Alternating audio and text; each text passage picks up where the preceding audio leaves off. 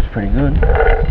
When did you get them? I got them yesterday, Arvo. Oh, okay, excellent. So what we need to do, clean this dish first of all. Get a few more coals. Yep. And fry them up. Beautiful, delicious West Australian sandalwood nuts. A little bit of oil, a little bit of salt. They're absolutely delicious. So we'll build a few more coals up here, and then cook them up. Yeah, that should be good. Looking forward to it. Get some coals happening there. Yeah, it's a little bit small at the moment. Oh, here we go. Yeah. These look, they're going to be awesome.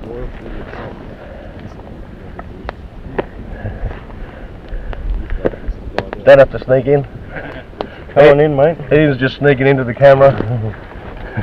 What have you got? Let's see what we got. Sandalwood. These are the sandalwood I got yesterday afternoon. A little bit of oil, a little bit of salt and pepper. Excellent. They're going to be delicious. Mm. We'll just wait for this to die down. Yeah.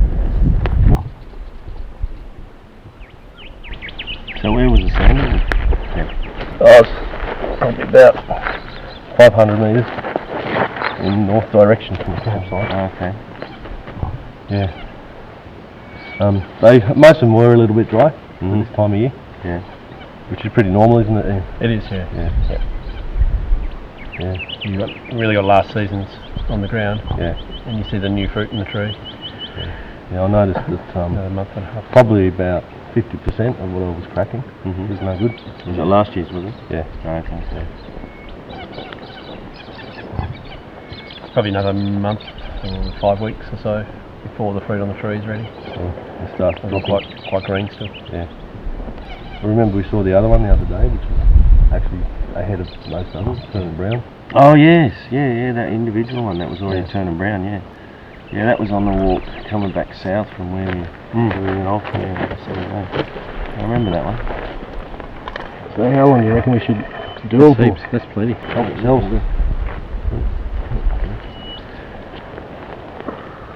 Oh, geez. What a difference. Beautiful. Delicious. That makes such a difference to heat them up. Oh. Very good.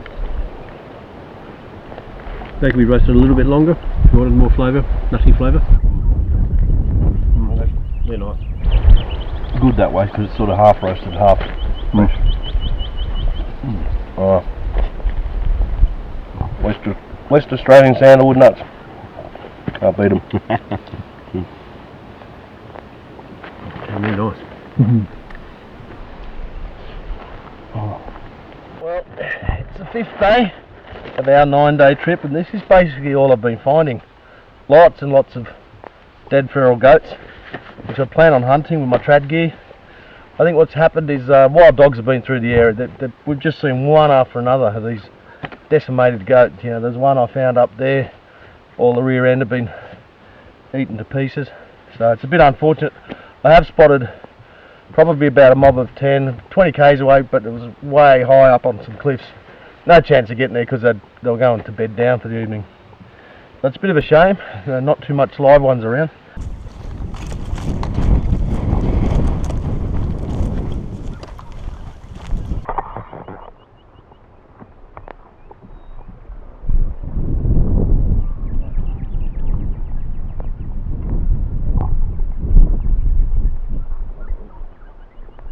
Rubbing something on it. Yeah. Quite nice. Like this.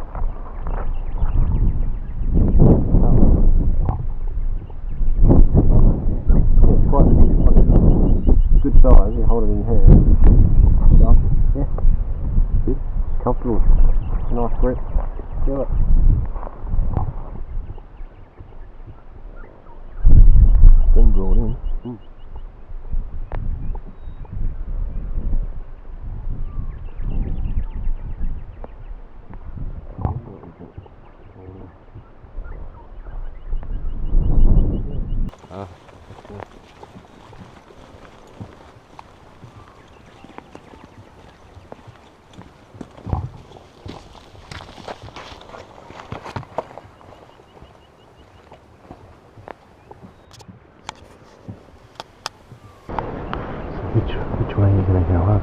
I'm going to pretty much stay on the same elevation. Yep. Just do a big semicircle because the wind's going that way. Yep.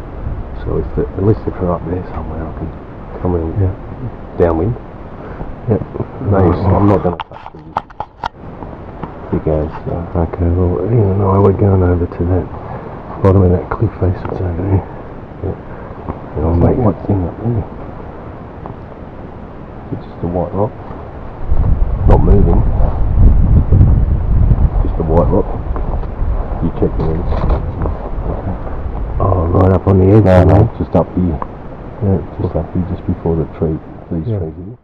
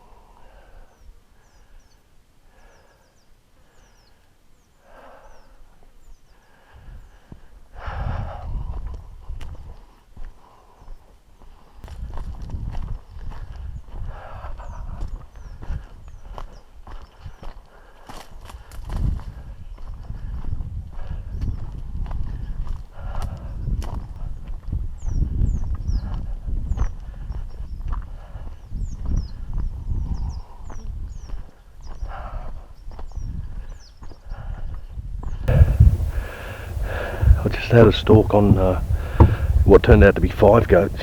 I thought there was only 4, and unfortunately we got to within about 20 metres. I was just getting ready, the last 10 metres, to go and hit one, and then the 5th fella on the right, which I didn't see, took off. So they've gone. They've shot up the ridge on this mountain. I'm going to skirt around to the left, stay downwind of them. Brian and Ian have gone the other way, see what they find down there. And if I end up on top of the mountain, well, at least I can look down and see if I can pick them up again. But anyway, it's a good start to the morning, and I'm glad we stopped here. We stopped to have a bit of a break, and then we spotted them about 35-40 metres away, grazing. So it's all good fun.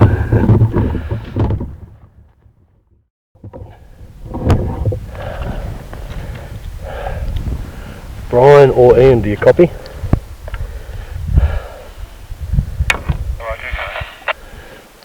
I just had another shot away. They're up here feeding on the western ridge. There was a group of 4 or 5 and then another group of about 9.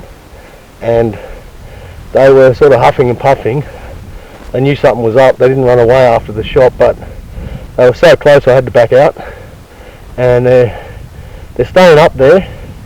So I've just backed right off because I had to drop my kit, the camera and stuff.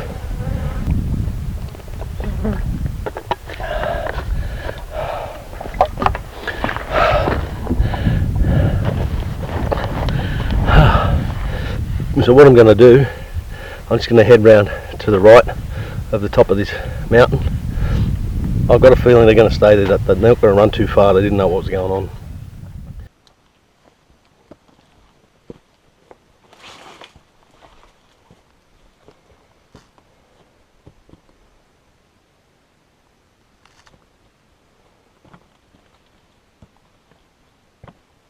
Really magnificent. Yeah, absolutely. I'm going to GPS this spot. See the water running into that grey area? Yeah.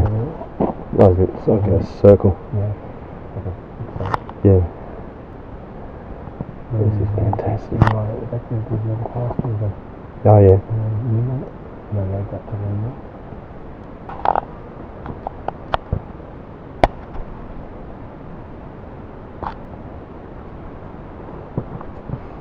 You get any further up?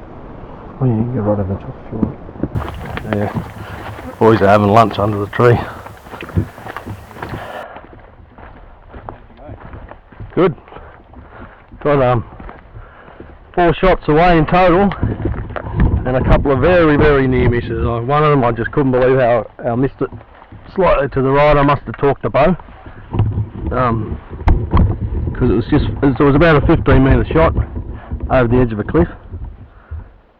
So that was a bit of a shame. I just had a shot away 10 minutes ago, but I was knackered, you know. I was just knackered, couldn't keep up. Because they were really unpredictable. You'd sort of spot them across there, I'd go across there. By the time I was in place to back over another ravine. Yeah. It's like they're heading down, I'd go down, cut them off, they'd stop, and then they'd go back up again. And even now I thought, oh, they're going to come down. And they're coming down, they started grazing towards me, and it's like they just turn around and go back. Not spooked. It's like, oh jeez. Yeah. Because I wasn't chasing them, I was just waiting. Get in position, wait for them to come to me. And they just wouldn't do it. Yeah. Not close enough. Oh, with a compound I could have got half a dozen. But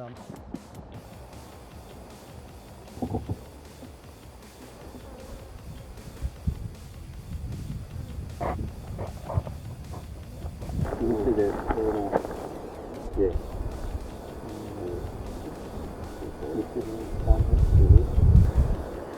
The actual seed pods have like a little yellow round seed, lots of them in a pod. They're covered in really fine hairs. So you get rid of those hairs, roast the seeds, and you've got almost a coffee substitute. It actually tastes quite nice. So that's the seed shells. Yeah. Pod. Well, it'd be nice to have some courage on coffee. Yeah. Just mark this one and come back to it next year.